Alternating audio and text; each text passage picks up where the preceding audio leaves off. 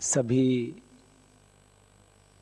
पिता तुल्य बुजुर्गों को, श्रद्धामयी माताओं को और हम उम्र भाई बहनों को जब सुन रहा था, मैं महसूस कर रहा था कि सभी बहुत प्रज्ञावान हैं, समझदार हैं और समझदार होने के साथ साथ जिम्मेदार भी हैं। मैं परसों बैठा बैठा सोच रहा था, ये समझदार, जिम्मेदार और ईमानदार, बहुत से लोग समझदार हैं, वो अपने कार्यों के प्रति जिम्मेदार भी हैं, लेकिन उनमें ईमानदारी कई स्तर की होती है। वो चरित्र की ईमानदारी, वो आर्थिक ईमानदारी, कई तरह की ईमानदारियां होती हैं। समझदार हो, ईमानदार हो, जिम्मेदार हो, वो सब लोग मिलकर के किसी बड़े काम में लग जाएं तो परिवर्तन हो सकता है। लेकिन दुर्भाग्य से ये संयोग हर वक्त नहीं बनता। 50-100 साल लग जाते हैं तब जाकर के एक संयोग बनता है जब समझदार, ईमानदार, जिम्मेदार लोग किसी कार्य के लिए संगठित होकर के लग जाएं। वैयक्तिक प्रयास करते हैं और किसी बड़े परिवर्तन की बात हो या हमारे जीवन से जुड़े हुए किसी छोटे पहलू की बात हो, उसमें बाधाएं दूसरे कदम पर आनी शुरू हो जाती है, विरोध तीसरे कदम पर हो जाता है, अपमान चौथे कदम पर हो जाता है, असफलता फिर उससे आगे दिखने लगती है और आशा निराशा में, जिंदगी मौत में तब्दील होती सी नजर आती है। श्री अरविंद के एक लेख को मैंने पढ़ा था, पथ का विधान, और ऐसा लगता है कि बस अब विश्वास अविश्वास में, आशा निराशा में बदल सी रही है, लेकिन फिर कहीं दूर एक रोशनी सी दिखाई देती है। फिर हम हिम्मत करके आगे बढ़ने की कोशिश करते हैं। श्री अरविंद कहते हैं, ये सफलता का ताज ऐसा नहीं होता है कि हर किसी के माथे पर रख दिया जाए, इसलिए उसको विधाता कहो या प्रकृति कहो या व्यवस्था कहो, उसकी बहुत परीक्षा लेती है।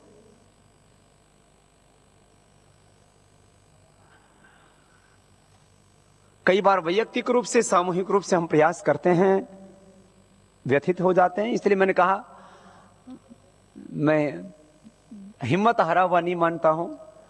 आप में से जब कोई ऐसा शब्द का प्रयोग करता है, मुझे दुख होता है कि हम लोग थक गए, हम लोग हार गए, हम लोग बैठ गए, या कोई ऐसा कहे कि ये निराश हो गए। मैं इन शब्दों से सरोकार नहीं रखता, क्योंकि मैं ऐसा मानता हूं कि ये निराशा, ये थकना, ये बैठना जीवन में और हमारी डिक्शनरी में शब्द ही नहीं होने चाहिए। हां, व्यथित हैं, आकुल हैं, व्याकुल हैं, कई बार अपने आप को बेबस, असहाय महसूस करते हैं, लेकिन फिर भी हम अपनी मंजिल की ओर चल रहे हैं। मैं सोच रहा था, मैं अपना परिचय कैसे दूं।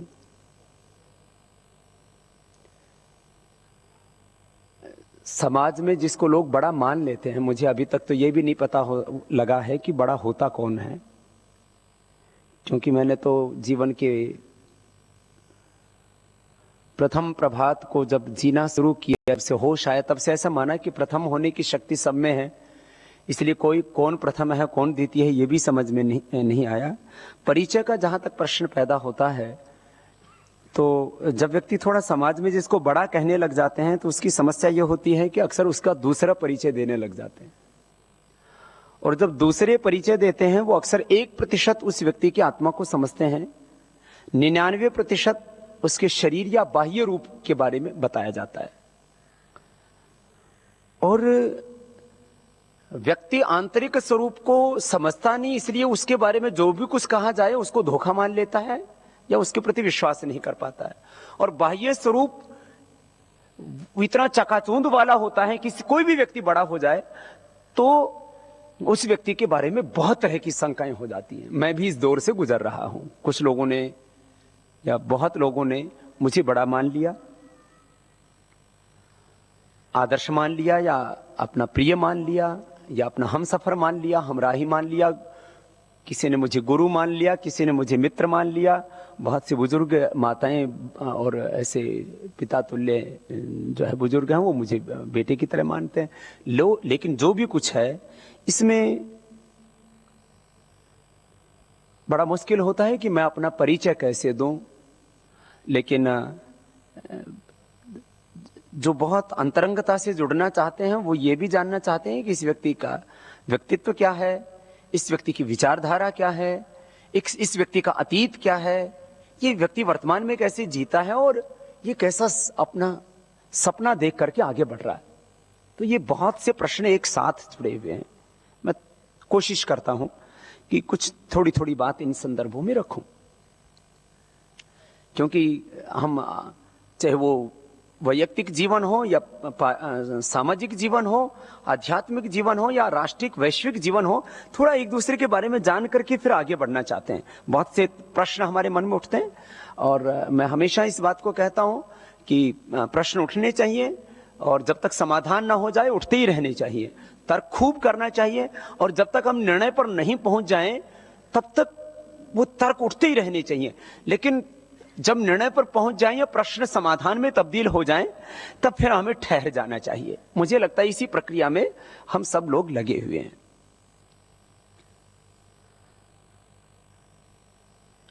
विचारधारा का जब प्रश्न आता है तो लोग समझते हैं कि इसकी धार्मिक विचारधारा क्या है, इसकी आध्यात्मिक मान्यताएं क्या हैं, इसकी सामाजिक विचारधारा क्या है, इसकी आर्थिक नैतिक विचारधारा क्या है। बहुत से प्रश्न हैं। तो मैं विचारधारा के तौर पर मैं ऐसा मानता हूं कि ये जो हमारी वैयक्तिक जो आस्थाएं हैं इसको हमें सामाजिक जीवन से नहीं जोड़ के देखना चाहिए। जैसे मैं आस्तिक हूं या नास्तिक, ये ज्यादा महत्वपूर्ण नहीं है। मैं आस्तिक होते हुए इस बात को भी कह रहा हूं, मैं नास्तिक का सम्मान करता हूं और मैं ऐसा मानता हूं कि व्यक्ति को की मान्यता, उसकी विचारधारा अन्यायपूर्ण नहीं होनी चाहिए। यदि कोई व्यक्ति आस्तिक है और उसका जीवन, उसका व्यक्तित्व, उसका कृतित्व, उसका चरित्र अन्यायपूर्ण है तो वो भगवान को मानता है, वो किसी भी रूप में मानता है, साकार निराकार या वो कैसी भी मान्यता है उसकी, उससे कोई फर्क नहीं पड़ता। लेकिन यदि वो अन्यायपूर्ण काम कर रहा है तो मैं न्यायपूर्ण व्यवस्था और न्यायपूर्ण विचारधारा, चाहे वो भगवान को मानने की हो, भगवान को भी इसलिए हम नहीं मानते कि उससे हमें कुछ मिल जाएगा, उपलब्धि हो जाएगी। खैर, तो विचारधारा में मैं एक न्यायपूर्ण विचारधारा में विश्वास रखता हूं, चाहे वो आर्थिक न्याय हो, चाहे सामाजिक न्याय हो, आध्यात्मिक न्याय हो, धार्मिक न्याय हो। और न्याय तभी हो सकता है जब हम सबका सम्मान करना सीखें। दो शब्दों का प्रयोग बहुत होता है। कुछ लोग कहते सबको रेस्पेक्ट दो, कुछ लोग कहते हैं सहिष्णु बनो। मैं सहिष्णु वाली जो बात है इसमें जो षड्यंत्र है उसमें विश्वास नहीं रखता, क्योंकि कुछ लोग कहते हैं तुम सहिष्णु बनो, जो हम कह रहे हैं उसको सहते रहो। तो मैं सहिष्णुतावादी विचारधारा का पोषक नहीं हूं। मैं समानता की विचारधारा का पोषक हूं। समानता का विचार होना चाहिए, सम्मान का विचार होना चाहिए। लेकिन ये जो सहिष्णुता जो थोपी जाती है ये राजनीतिक रूप से भी यथास्थितिवादी लोग थोपते हैं और धार्मिक रूप से भी जो यथास्थितिवादी लोग हैं वो कहते हैं यहां तुम हस्तक्षेप नहीं करोगे। तो सबका सम्मान वाली विचारधारा में विश्वास में रखता हूं। सहिष्णुतावादी कि सहन करते रहो यथास्थितिवाद, ये इसके पीछे बड़े लंबे प्रश्न हैं। संक्षेप में मैं कुछ बातों को कहने की कोशिश कर रहा हूं। जब कोई आंदोलन का भी प्रश्न आता है, जैसे मेरा जैसा व्यक्ति है, उसमें दो चार वाक्यों में कह दिया जाता है मैं भाई किसान के घर में पैदा हुआ, मुझे भगवान ने जहां पैदा कर दिया वहां हो गया, क्योंकि विधाता के विधान में मेरा कोई हस्तक्षेप नहीं। मुझे इस हिंदू के घर में पैदा कर दिया तो मैं हिंदू कहलाता हूं। ये वैसे हिंदू शब्द से मैं बहुत ज्यादा ताल्लुक नहीं रखता हूं, क्योंकि हिंदू शब्द बहुत अर्वाचीन है। ये पिछले 2-2,500 सालों का शब्द है। इससे पहले और सृष्टि को 2 अरब वर्ष हो गए, इसलिए शब्दों को लेकर के भी मैं बहुत ज्यादा संजीदा नहीं हूं। कुछ मामलों में ऐसे शब्द हैं जो हमें संघर्ष की ओर धकेल देते हैं। खैर, तो मैं एक हिंदू परिवार में पैदा हुआ, जिसको कहा जाता है हिंदुआ बोलना पड़ता है उसको, क्योंकि हिंदू, मुस्लिम, सिख, ईसाई इन शब्दों के दायरे में हमको बांट दिया गया है। मैं एक कृषक परिवार में पैदा हुआ। अब वो ब्राह्मण, क्षत्रिय, वैश्य, शूद्र, कुछ दलित, वाल्मीकि, कुछ भी होता मुझे स्वीकार था। मुझे तो मनुष्य भगवान ने बना दिया। मैं इसको अपने जीवन की सबसे बड़ी उपलब्धि मानता हूं और उसमें धन्यता महसूस करता हूं। और ये हमारी उपलब्धि है। हमने कोई अच्छे कर्म किए होंगे, ईश्वर की व्यवस्था में हम मनुष्य बन गए। तो अपने मनुष्य होने पर मैं उसको आम आदमी की भाषा में बोलो तो मैं अहंकार कर सकता हूं, या मैं गौरव अनुभव करता हूं, सभ्य भाषा में बोलो मनुष्य होने का गौरव अनुभव करता हूं। हिंदू, मुस्लिम, सिख, ईसाई होने के गौरव को मैं नीचे दर्जे का मानता हूं। अर्थात वहां से शुरुआत कर सकते हैं हम, जिस भी जाति में, मजहब में पैदा हुए हों। अनपढ़ थे मेरे माता पिता, और खेती की बचपन में, जो एक हिंदुस्तान का अंतिम व्यक्ति जो भी काम करता है वो सब काम मैंने अपने हाथों से किया है, उसको जिया है। क्योंकि आजकल सामाजिक और राजनीतिक जीवन में जो लोग, आध्यात्मिक जीवन में जो लोग रहते हैं, वो इवेंट मैनेजमेंट प्रोग्राम चलाते हैं। कोई झोपड़ियों में जाता है, थोड़ी देर खाली टोकरी सिर पे रखते हैं। मुझे बड़ा आश्चर्य हुआ, अरे टोकरी में तो 10 किलो मिट्टी डाल के तो उठा लो। खाली टोकरी ऊपर रख करके फोटो खिंचवाते हैं, झोपड़ियों में रहते हैं और फिर जो है वो फोटो खिंचवा करके आ जाते हैं। तो उन झोपड़ियों के अंधेरों को देखा है। और मैं आज भी जमीन पर इसलिए सोता हूँ कि इसलिए नहीं कि मुझे लोग त्यागी कहें। मैं सोचता हूँ कि भाई हम घर में थे तो वही जमीन पर सोया करते थे, ज्यादा से ज्यादा हुआ तो कोई खाट पर सो जाया करते थे। मैं इसलिए थोड़ा नहीं खाता हूँ कि शायद हिंदुस्तान के अंतिम आदमी को जितना आहार मिलता है करीब करीब उतना ही आहार, लेकिन वो शायद हो सकता है कि पोषक आहार होता होगा, लेकिन थोड़ा सा खाता हूँ। 2 बार थोड़ा प्रसाद लेता हूँ। 15 सालों से अनाज इसलिए नहीं खाया, वो भी त्यागी कहलवाने के लिए नहीं, कोई उपाधि पाने के लिए नहीं कि मुझे लोग फलाहारी कहें, इसलिए कि एक बार छोड़ा, फिर बाद में ऐसा लगा मैं इसके बिना भी जी सकता हूं। जैसे मैं शादी के बिना भी जी सकता हूं, तो मुझे शादी करने की आवश्यकता नहीं है। इसलिए नहीं कि लोग मुझे ब्रह्मचारी कहेंगे, त्यागी, तपस्वी कहेंगे, ठीक है मैं उसके बिना रह सकता हूं। वैयक्तिक जीवन में तप हो तभी तो सार्वजनिक जीवन में समृद्धि, वैभव आ सकता है। ये हमारे ऋषियों का भी मानना है, बड़ों का, पुरखों का, सभी का मानना है। मैंने कहा कि सब लोग अतीत के बारे में जानना चाहते हैं, तो अतीत तो इतना सा ही है। फिर वहां सरकारी स्कूलों में पढ़ा, फिर गुरुकुल में आ गया। सरकारी स्कूल में पढ़ते हुए हुआ कि मैकाले की शिक्षा पद्धति से मुझे नहीं पढ़ना, मुझे तो वो शिक्षा पढ़नी है जो इंसान को इंसान बनाती है और उसकी अंतः प्रतिभा को, उसकी अंतः प्रज्ञा को जागृत करती है। गुरुकुल में आ गया, वहां पर भी बड़े विद्रोही स्वभाव के रहे हैं हम बचपन से ही, क्योंकि यदि विद्रोही ना होते तो अपने माँ बाप की सुनते। वो एक प्रकृति का या विधाता का विधान, मैं इस जो है जिसको सन्यास का मार्ग कहते हैं, एक त्याग का मार्ग बोला जाता है, हमारे यहाँ पर एक प्रेम का मार्ग बोला जाता है, मैंने इसको चुन लिया। बहुत तरह की मिथ्या उदाहरणाएं भी थी। जब भी कोई बड़ा काम करना चाहता है उसको बोला जाता है भाई तुम भारत को समझो।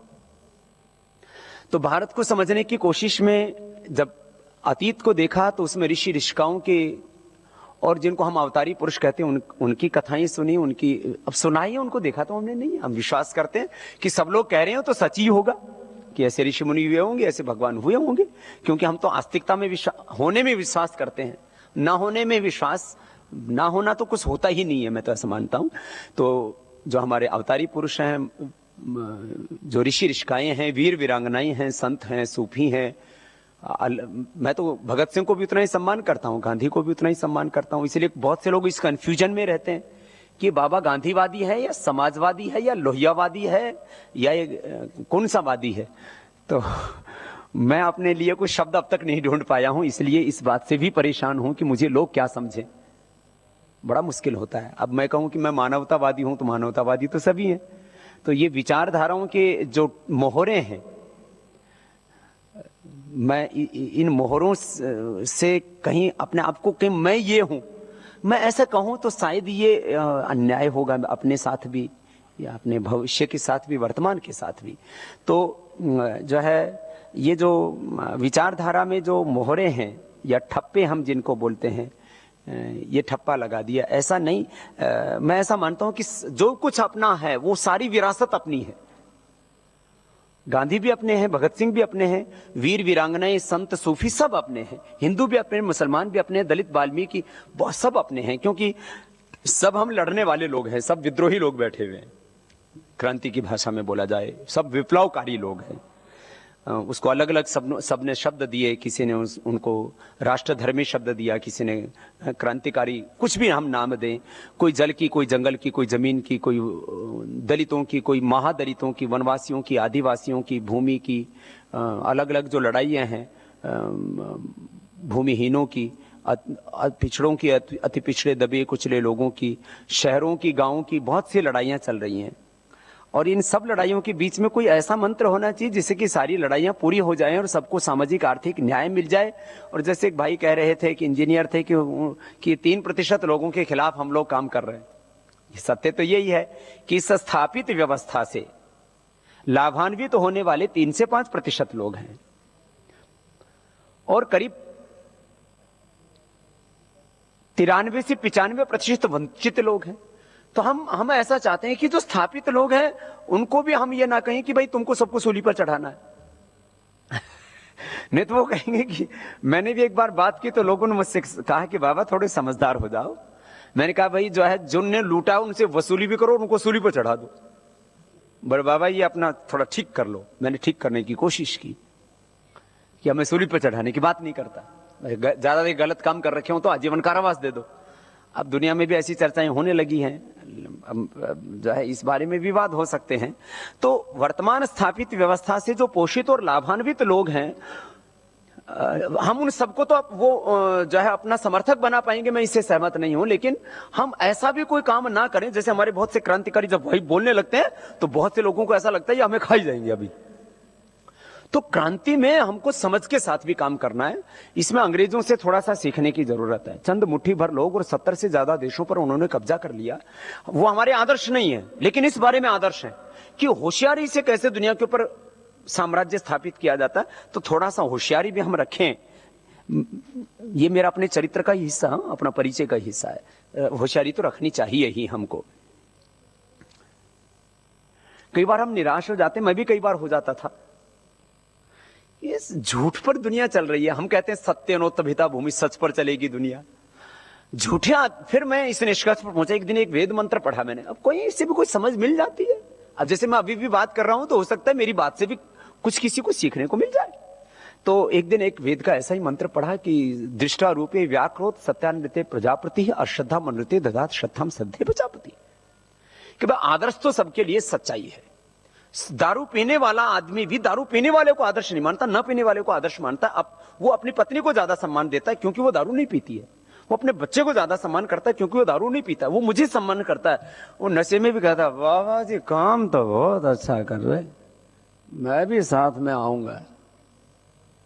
दारू पी रहा है, उसको पता है मैं दारू पीने का निषेध करता हूं, लेकिन वो कहता है नहीं दारू ना पीने वाला अच्छा होता है।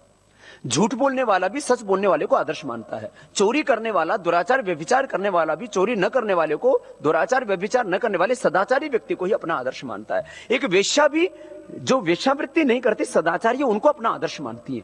संग्रह करने वाले भी त्याग करने वालों का सम्मान करते हैं। इसलिए हमको ये कभी भी परेशान होने की आवश्यकता नहीं। चाहे 99% कहते हैं ना कुएं में चाहे भांग पड़ गई हो। एक हमारे मित्र कल बोल रहे थे ये भारत की अवस्था और व्यवस्था तो ऐसी है कि आटे के दीपक की तरह बाहर रखो तो कौवे खा जाए, भीतर रखो तो चूहे खा जाए, इनको कोई बचा नहीं सकता। ऐसे हमें निराश होने की आवश्यकता नहीं है। कई हम माना है कि प्रश्न बहुत है, चुनौतियां बहुत है, लेकिन आदर्श सत्य ही होता है, आदर्श अहिंसा ही होता है, आदर्श सदाचारी होता है, आदर्श शुचिता होता है, संतोष होता है, तप होता है। और इसमें हाँ कई बार सच को झुठलाने की कोशिश की जाती है, ये उसके ऊपर पर्दा डालने की कोशिश की जाती है, लेकिन वो विजयी होता है। मुख्य धारा की एक भाई हमारी बात कर रहे थे कि गांव की मुख्य धारा है या शहर की मुख्य धारा है। ये मुख्य धारा कौन है? ये सामंतवादी पूंजीवादी मुख्य धारा है या जो है ये विकेंद्रित विकासवाद की मुख्य धारा है, गांव की मुख्य धारा है? तो मुझे लगता है ये जो मुख्य धारा वाला जो प्रश्न है इसको भी थोड़ा समझने की आवश्यकता है। इसमें जो है जो सर्वोदय की भावना है, ये मुख्य धारा होनी चाहिए मेरे विचार से। जैसे कि शब्द हमारे पूर्व महात्मा गांधी जी ने भी इस बात को कहा, तो जो मुख्य धारा है इसमें ये सर्वोदय का भाव जब तक नहीं आएगा तब तक मुझे लगता है कि परेशानियां खड़ी होती रहेंगी। मैं बात कह रहा था, जब कोई बड़े परिवर्तन की बात करता तो उसको बोलते भाई समझो पहले चीजों को। अब भारत की समझ, तो भारत में तो वो सब कुछ है जो है, उसमें जल है, जंगल है, जमीन है, सब जातियां हैं, सब मजहब हैं, सब इंसान है। क्योंकि मैं अतिवादी विचारधाराओं से निकला हुआ व्यक्ति हूं, तो मैं अतिवादी लोगों के भावों को भी समझ सकता हूं। जैसे नक्सलवाद, माओवाद, दलितवाद, पूंजीवाद, फिर ग्रामवाद, कई तरह के वाद हैं। ये अलग अलग तरह के वाद जो है मुझे लगता है हमें संकुचित बना देते हैं। तो पूरे भारत की समझ को हम साथ में लेकर के, पूरे भारत की विरासत को हम साथ में लेकर के और आगे बढ़ें, ऐसा मैं मानता हूं। आप यहां देखते हो, हमने कोई मठ, मंदिर, मस्जिद नहीं बनाया, लेकिन हम मठ, मंदिर, मस्जिदों के विरोधी नहीं है। मैं नाम के पीछे जातिवाद सूचक शब्द लगाने का समर्थक नहीं हूं, लेकिन कोई लगाता है तो मैं विरोध भी नहीं करता हूं। कुछ यदि बड़ा काम करना चाहते हैं तो मैं कहता हूं इसको छोड़ करके आगे बढ़ो। हम जातियों का आलंबन लेकर के आगे ना बढ़ें। हम सब जातियों को खत्म नहीं करना चाहते, हम सब जातियों में सद्भाव, समन्वय और समानता की जो भावना है उसको पोषित करना चाहते हैं। मैंने कहा धार्मिक तौर पर मैं आस्तिक हूं, एक ईश्वरवाद को मानता हूं, और इसके मानने के पीछे मैं ऐसा मानता हूं कि कोई ऐसा मान करके मैं कोई अंधविश्वास नहीं फैलाता, किसी की हानि नहीं करता हूं। मैं भगवान को, मेरे भगवान के मानने से कोई हानि नहीं होती है समाज की या संसार की, लाभ जरूर होता है। क्योंकि मैं जैसे मान लीजिए करोड़ों लोग मुझे आदर्श मानते हैं या मुझे स्वामी मानते हैं, तो मैं भी तो किसी को स्वामी स्वीकार कर रहा हूं, इसमें दिक्कत क्या है? तो ऐसा मैं ईश्वर को एक व्यवस्था के रूप में, एक नियंता के रूप में ऐसा मानता हूं कि वो एक सुप्रीम पावर है, वो डिवाइन सिस्टम है जो सबको संचालित कर रहा है। और उसको मानने से हमारे भीतर अहंकार नहीं आता। नहीं तो जो ताकतवर लोग होते हैं, चाहे वो समाजवाद से पैदा हुए हों या वो लेनिनवाद, मार्क्सवाद, माओवाद से पैदा हुए हों या पूंजीवाद से पैदा हुए, ताकतवर लोग फिर अहंकारी हो जाते हैं। मैं अहंकारी ना बन जाऊं। कोई सब मेरे साथ जुड़े हुए लोग आस्तिक ही हों ऐसा मैं नहीं मानता। नास्तिक भी जुड़े, अच्छी बात है, न्यायपूर्ण उनकी न्यायपूर्ण दृष्टिकोण उनका होना चाहिए, कोई दिक्कत नहीं है। तो ईश्वर को मानने के पीछे मैं ऐसा मानता हूं कि हमारा अहंकार जो है ना रहे जीवन में, और मैं इसी को ब्रह्म भाव या ब्रह्मत्व कहता हूं कि एक भगवान का साम्राज्य माने न्यायपूर्ण साम्राज्य, न्यायपूर्ण व्यवस्था ऐसा हो। ये आर्थिक और सामाजिक न्याय की बात की जाती है, तो एक शब्द में इसको यदि मैं कहूं तो जो कुछ इस देश में है, जो कुछ देश में है, वो ज्ञान है, वो संपदा है, वो संपत्ति है, वो भूमि है, सब कुछ है, वो सबका बराबर का है। अब इसमें भूमि वाले प्रश्न पर मैं अटक जाता हूं, क्योंकि भूमि जिन लोगों ने रजिस्ट्री करा रखी है वो छोड़ने के लिए तैयार नहीं है। इसलिए मैं भूमि सबकी बराबर है ऐसा मैं आज नहीं कह सकता। है तो प्रकृति ने तो ऐसी व्यवस्था की है कि सबकी बराबर होनी चाहिए। ज्ञान जैसे सबका बराबर है, जो हमारे पुरखों से मिला, पुरखों ने इस धरती को बचा के रखा, नहीं तो इसमें बहुत से प्रलय और बहुत सी विखंडन हो सकते थे, विघटन हो सकते, हो भी रहा है। जैसे कुछ लोगों ने गलतियां की, उससे लाखों एकड़ जमीन हमारी बंजर हो गई और विनाश भी किया है। तो जो कुछ इस देश का है वो ज्ञान है, सत्ता है, संपत्ति है, व्यवस्था है, उसमें सबका बराबर का हक होना चाहिए। इसको हम आर्थिक और सामाजिक न्याय की संज्ञा देते हैं। मुझे लगता है शायद आप भी लोग इस बात से सहमत होंगे कि जो कुछ है, लेकिन कुछ जगह हम यदि कुछ जगहों को हम ज्यादा छेड़ेंगे तो गृह युद्ध जैसी स्थिति हो जाएगी। जैसे मैंने कहा, जैसे भूमि का अधिकार, भूमिहीन, जो साधनहीन, वंचित लोग हैं, पिछड़े लोग हैं, हम भी उन्हीं में से हैं, हम भी उन्हीं में से हैं। हम बहुत बड़े जमींदार के बच्चे नहीं, हमारे हिस्से में तो एक डेढ़ एकड़ जमीन आती, बस वो वाले हैं। हाँ, मुझसे भी कुछ बहुत पीछे हैं जिनका कुछ भी नहीं है और जिनको जमीन जंगलों से खदेड़ दिया जाता है, वनवासी, आदिवासी, हम मुझसे भी पीछे हैं। कुछ ऐसे दलित, वाल्मीकि, ऐसे मुस्लिम और ऐसे सवर्ण जातियों में भी कुछ लोग हैं, ब्राह्मण भी है, जिनके पास एक एकड़ भी जमीन नहीं। तो मैं बहुत अति पिछड़ों में नहीं आता हूं, अति दलितों में नहीं आता हूं, लेकिन सामान्यतः जो लोग हैं उन स्थिति से मैं गुजरा हूं, इसलिए इस चीज को कहता हूं। अब इस चीज के लिए मैंने कहा ज्ञान की विरासत को हम सबके लिए बांट सकते हैं, जो भू संपदाएं हैं उन पर सबको बराबर का हक दिला सकते हैं। शासन में, व्यवस्था में बहुत लोग बात करते हैं आरक्षण की, बहुत से लोग आरक्षण का विरोध भी करते हैं। मैं आरक्षण का समर्थक भी और आरक्षण का विरोधी भी। फिर कहेंगे कि बाबा जी आप तो फिर जो है ना दोनों हाथों में लड्डू रखने वाले हैं। मैं ऐसा भी नहीं कि मेरे आरक्षण वाले भी मेरे लिए तालियां बजाएं या दूसरे। मैं तालियां बजाने के लिए कुछ करना ही नहीं चाहता।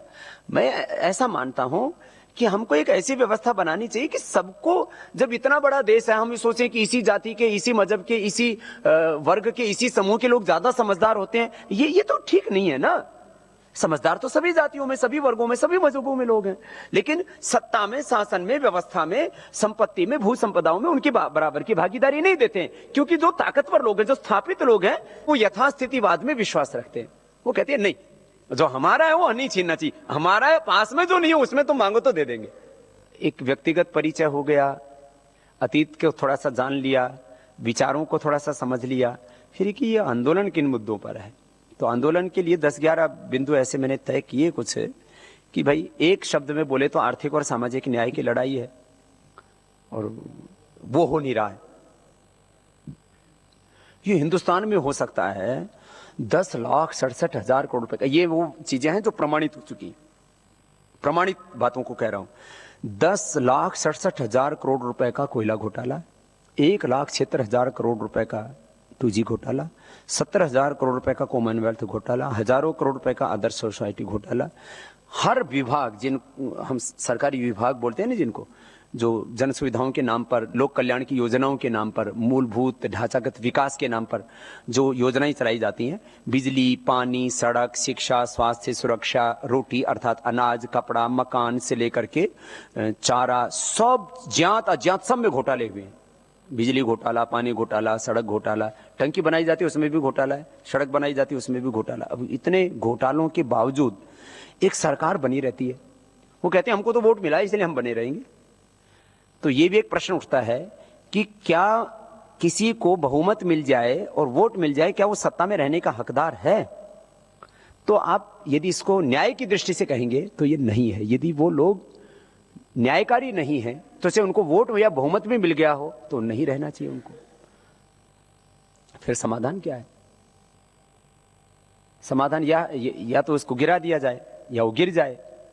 फिर समाधान क्या है? फिर ऐसे लोग संसद में जाएं जो इस आर्थिक और सामाजिक न्याय, जिसको हम 2 शब्दों में परिभाषित कर रहे हैं, फिर आगे दर्शन बड़ा हो जाता है, वो विकेंद्रित विकासवाद, आध्यात्मिक समाजवाद, वो सर्वोदय का दर्शन, हम उसको कोई भी नाम दें। हम ये लड़ाई हमारी है। पतंजलि आयुर्वेद स्थापित सत्ता उसको कर दे, स्थापित सत्ता से उम्मीद कतई नहीं है। देश के करोड़ों लोगों से मैंने ये आवाजें सुनी हैं चारों तरफ से। तो ऐसी सत्ता और ऐसी व्यवस्था, जो हम 3 मुद्दों की जो हम बात करते हैं, कालाधन, भ्रष्टाचार, जो शोषणपूर्ण, अन्यायपूर्ण व्यवस्था, उसको बदलने की जो हम बात करते हैं, साध्य भी हमारा तभी पा सकते हैं जब साधन भी पवित्र हो। तो साधन के रूप में जो व्यक्ति हैं उनमें चारित्रिक, आर्थिक, आपराधिक दोष ना हो, अर्थात कैरेक्टर, क्राइम, ये बहुत महत्वपूर्ण है। निष्कलंक जीवन, उसके कैरेक्टर पर कोई प्रश्न चिन्ह ना हो, उसने कोई क्राइम ना किया और कोई करप्शन ना किया हो, 3 दोषों से मुक्त हो और 3 मुद्दों से और 3 मूल्यों से जो सहमत हो, ऐसे लोगों को हम पहुंचा पाए तो ये पूरा हो पाए सपना।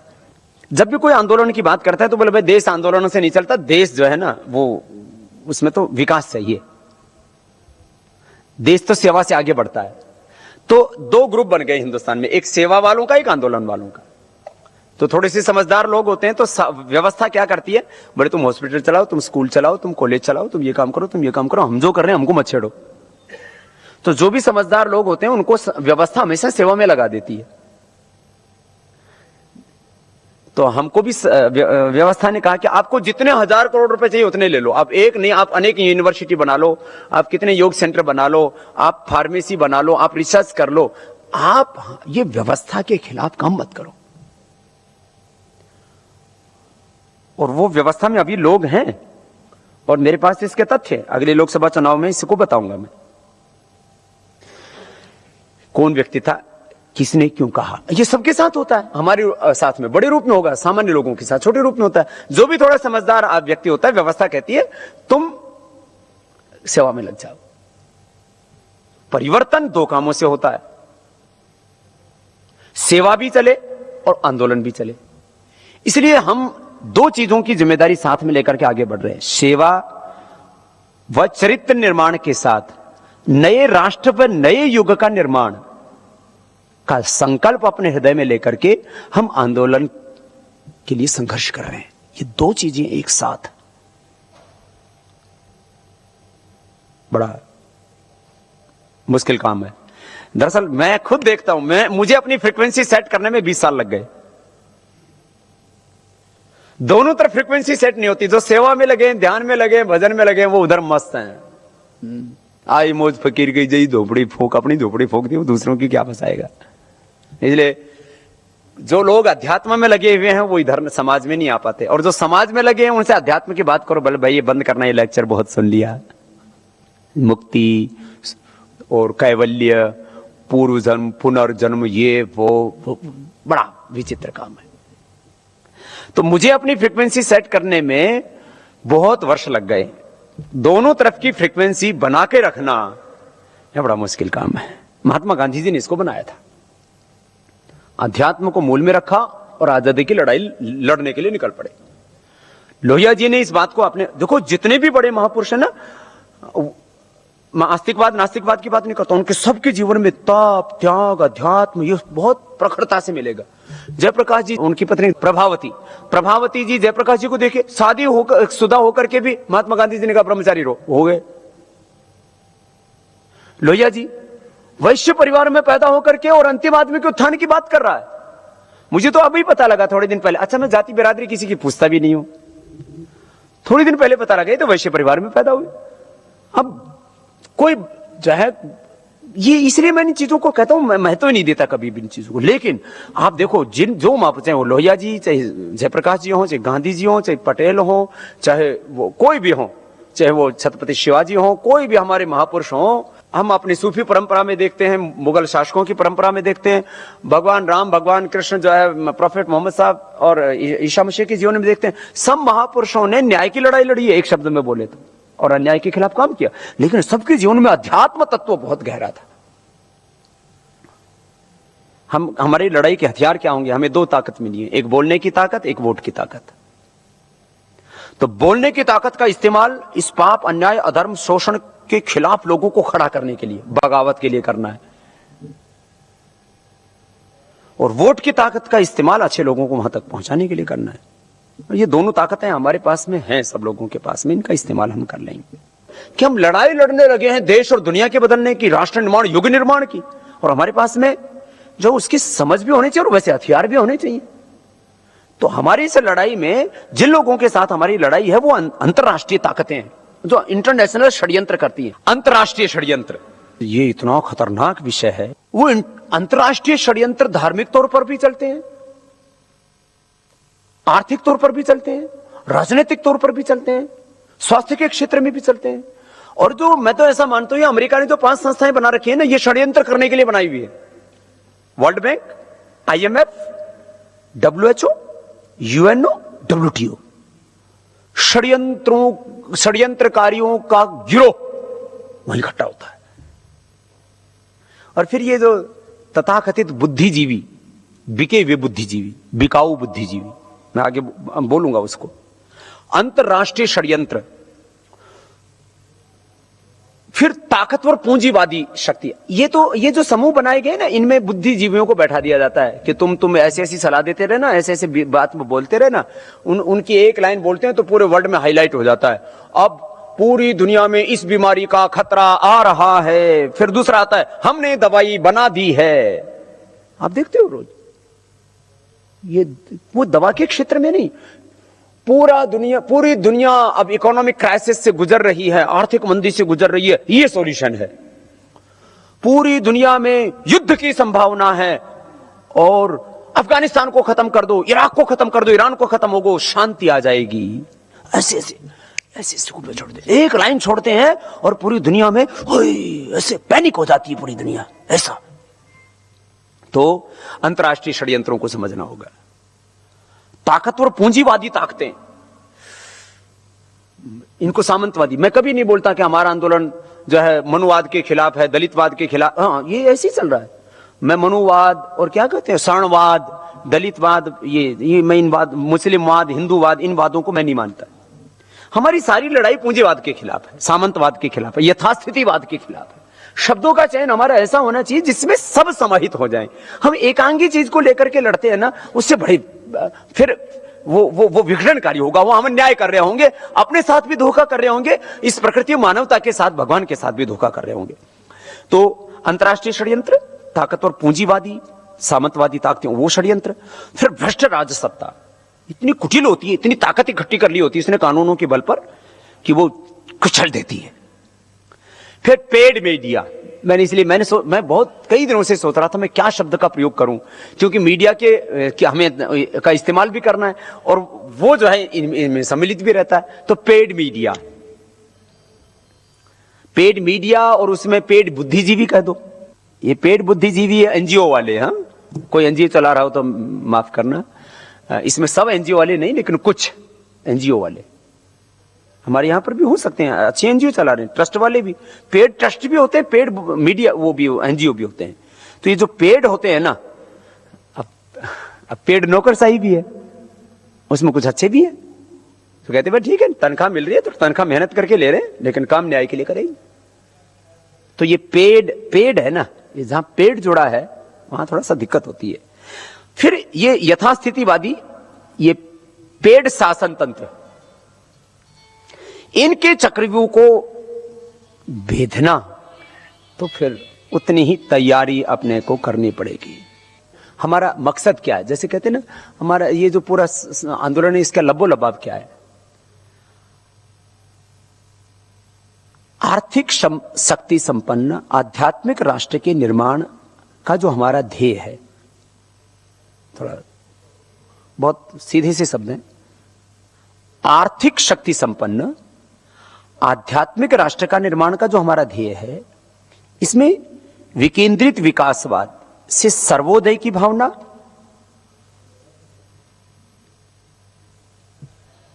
और आध्यात्मिक समाजवाद से एक इस देश की जो जड़ों को के ऊपर इस देश को खड़ा करने की का संकल्प। इसके अलावा अपना कोई गुप्त एजेंडा नहीं है कि भाई मुस्लिम राष्ट्र बनाना है कि हिंदू राष्ट्र बनाना है कि कोई ये दूसरा तीसरा राष्ट्र बनाना है कि कोई खुद बनना है। सारी चीजें पैसे पे जाके ठहर गई। मैंने इसके ऊपर बहुत सोचा, और ये आज की बात नहीं, पहले यस्यास्ति वित्तम सनरकुलीन पंडिता सश्रुतवान गुणज्ञ सैव वक्ता शस्य दर्शनीय सर्वे गुणा कंचनमाश्रयन्ति, ये पहले भी यही था।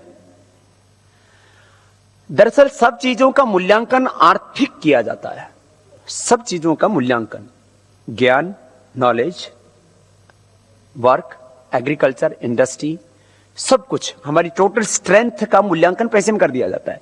इसलिए पैसा सब कुछ नहीं है, लेकिन पैसे से सब चीजों का मूल्यांकन होता है, इसलिए पैसा सब कुछ हो जाता है।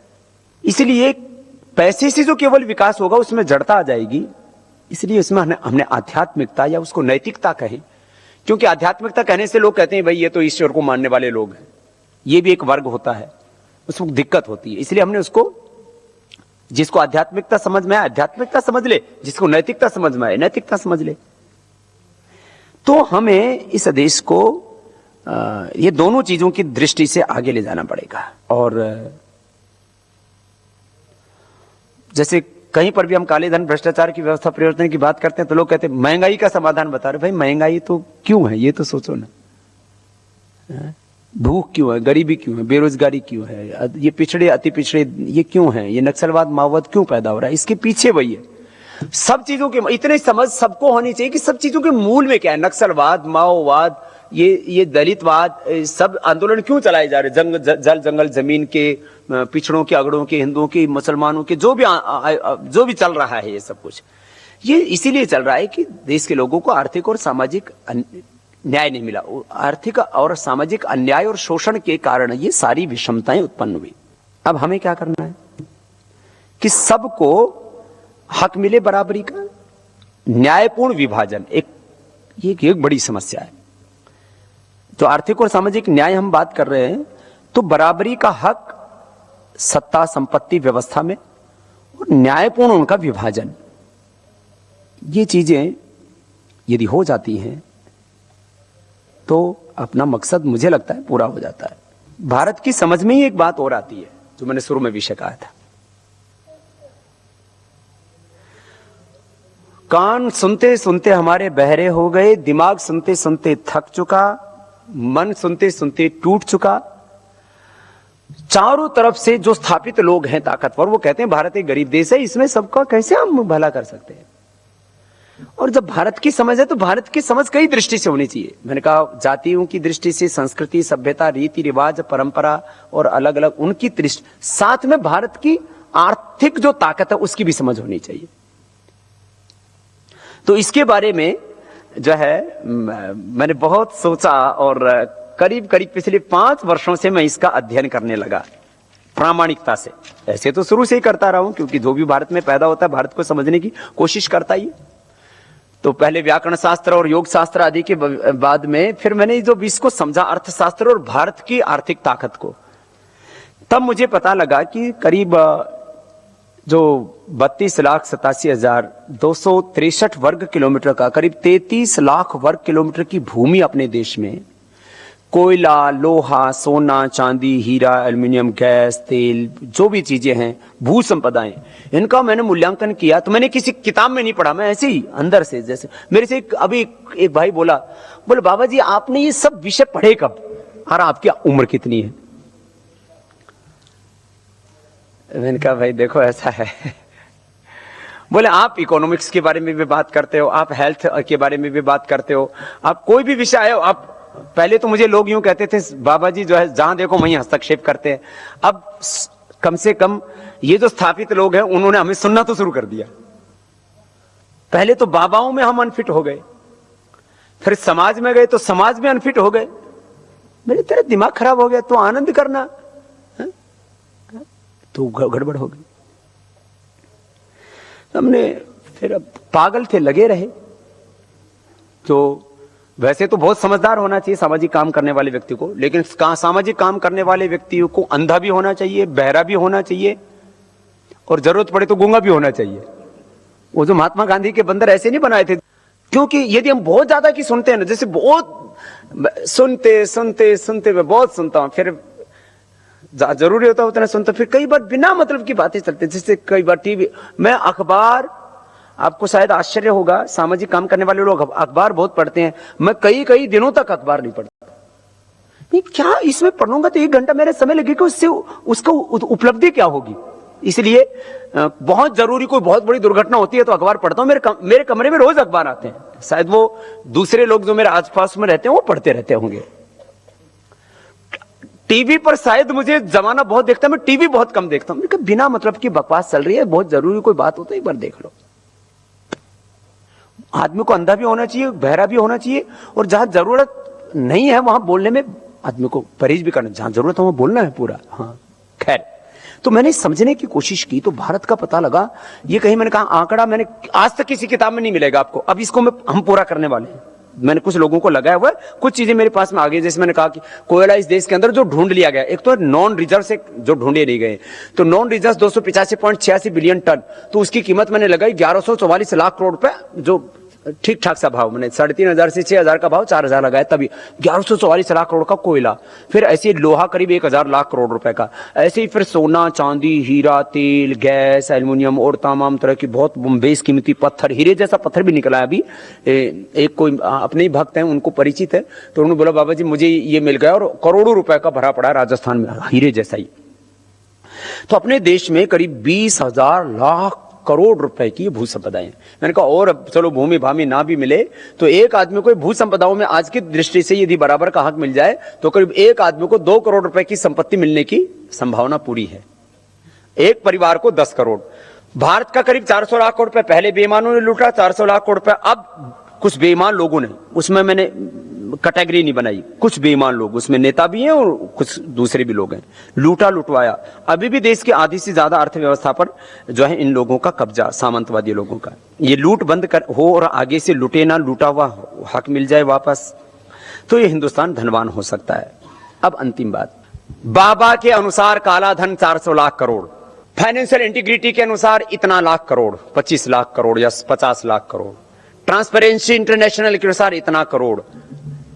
अच्छा, इन्होंने इन चोरों के खाते हैं इनके पास में, ये जो रिपोर्ट बनाते हैं, फाइनेंस इंटीग्रिटी हो, दूसरी होती है ट्रांसपेरेंसी इंटरनेशनल हो, या ये दरअसल क्या है, आंकड़े बनाने के लिए संस्थाएं भी बनाई हुई कि तुम ये इतना बताते रहना। ठीक है, अब मैं बताता हूं काला धन कितना। हमारे भी मित्रों में जो सहयोगी वो भी सोचते हैं हम किसी को प्रश्न उत्तर कैसे दें, हमारा उत्तर प्रामाणिक होना चाहिए। उत्तर प्रामाणिक है ना भाई, तुम खाली दूसरों के भरोसे युद्ध लड़ोगे कि दूसरे कहेंगे ये आंकड़ा, उसको सच मानोगे, या तो आंखों से दिख रहा है उसको सच मानोगे।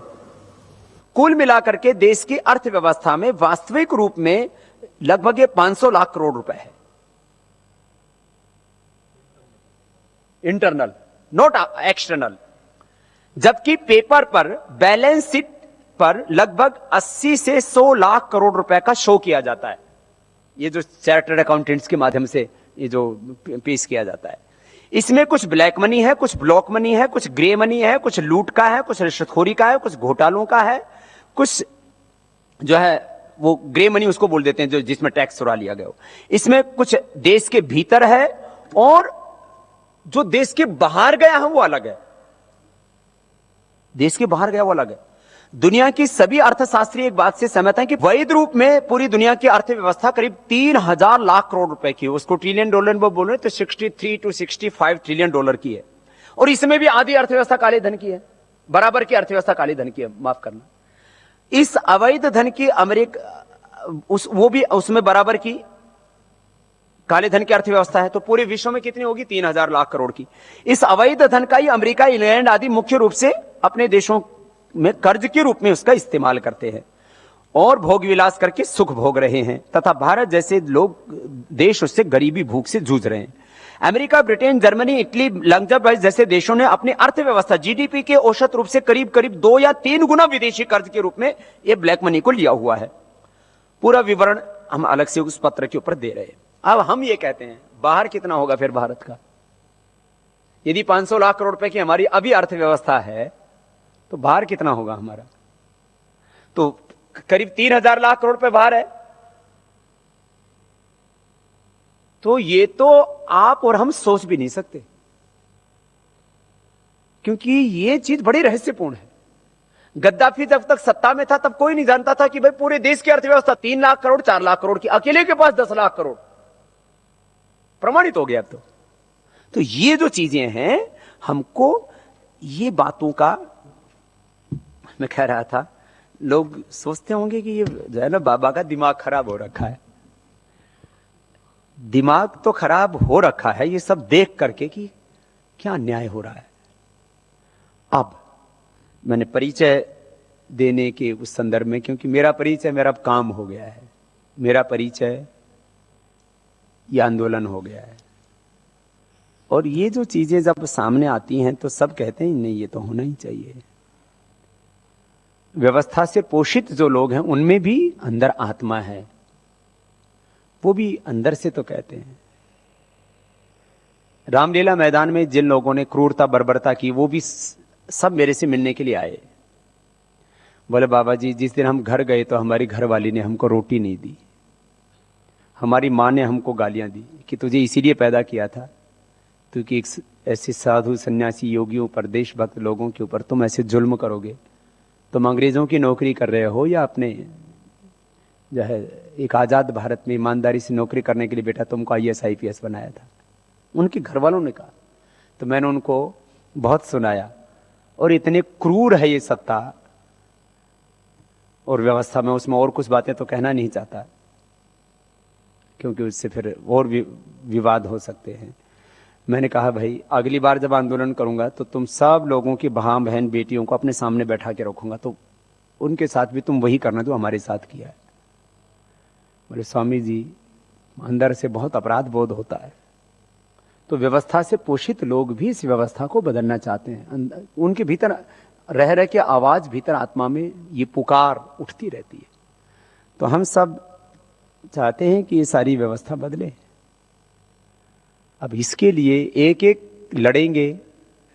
तो मैंने कहा इतने ताकतवर लोग अपने वालों से तो निपट ले, लेकिन और भी तो राक्षस हैं ऊंचे ऊंचे। इनसे निपटने के लिए सबको साथ में मिल करके लड़ना चाहिए इस जंग को। तो आप सब बहुत ऊंचे भाव लेकर के, बहुत ऊंचे विश्वास लेकर के, इरादे लेकर के, अपेक्षाएं लेकर के, मैं बोलता हूं जितने भी बड़े महापुरुष हैं, कुछ लोग हिम्मत कर पाते हैं। मैंने कहा ना,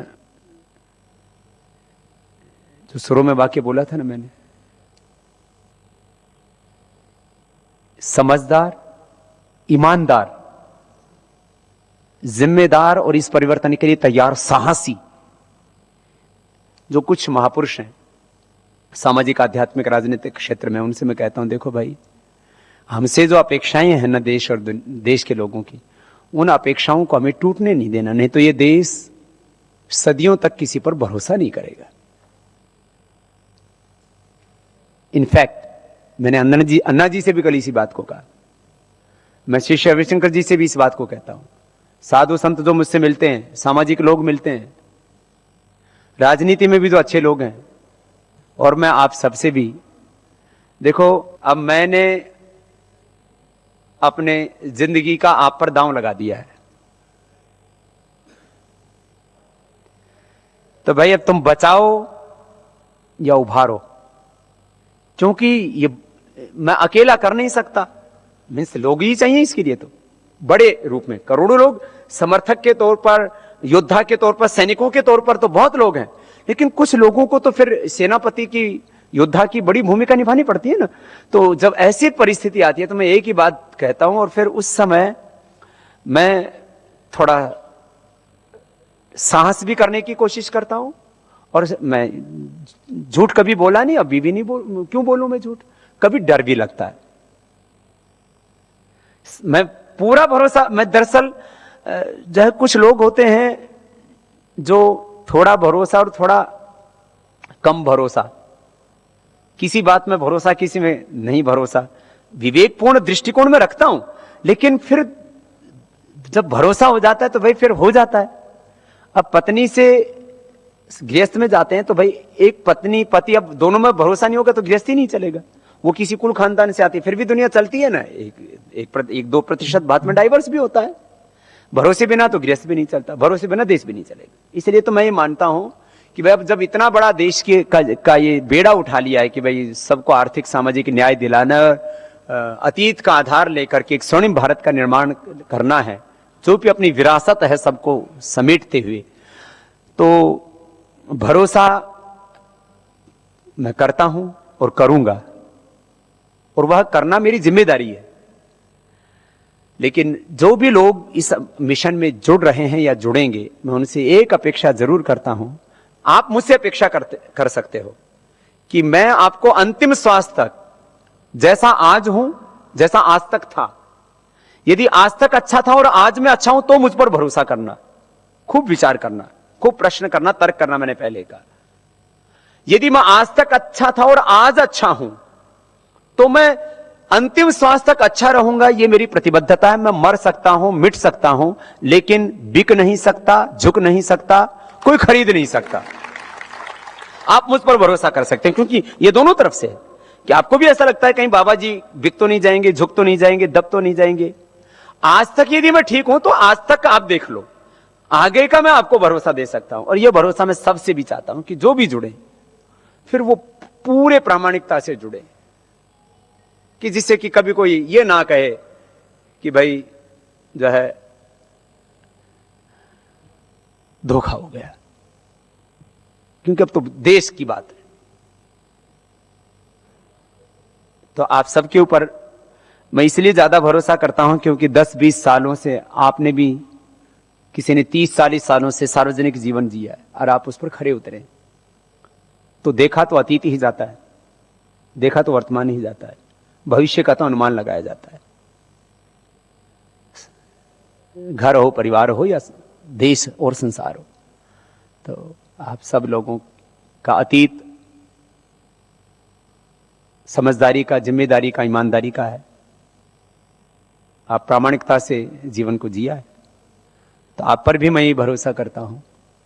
और खुद का भी भरोसा व्यक्त करता हूं और ये कह सकता हूं कि हम देश की अपेक्षाओं पर, भगवान की अपेक्षाओं पर, अपने जितने भी वीर वीरांगनाएं, महापुरुष, अवतारी पुरुष हुए, ऋषि ऋषिकाएं हुई, उनकी अपेक्षाओं पर खरा उतरेंगे और इस धरती पर जिस काम के लिए विधाता ने हमको भेजा है, भगवान का विधान वो जरूर पूरा होगा। सबको